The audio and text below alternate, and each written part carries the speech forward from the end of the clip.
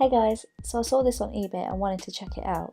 It's basically an external home button and it's plug and play, so no app is required.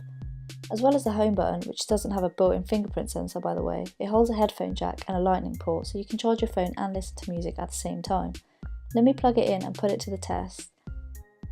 And yep, it definitely works out of the box, as you can see.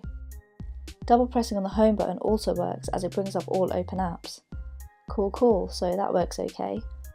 I wouldn't ever use this though because I'm totally happy with Face ID, so good riddance to the home button. This is a bit bizarre if you ask me, but it's a decent temporary adapter I guess. If you're not happy going wireless, then at least you can hook up your wired headphones, which works perfectly fine. So it literally is plug and play. I never got footage for it, but charging at the same time works just fine too. If you've got an iPhone X, then I think you should probably just embrace the fact that the home button is gone. But if you fancy buying one of these, the links is in the description below.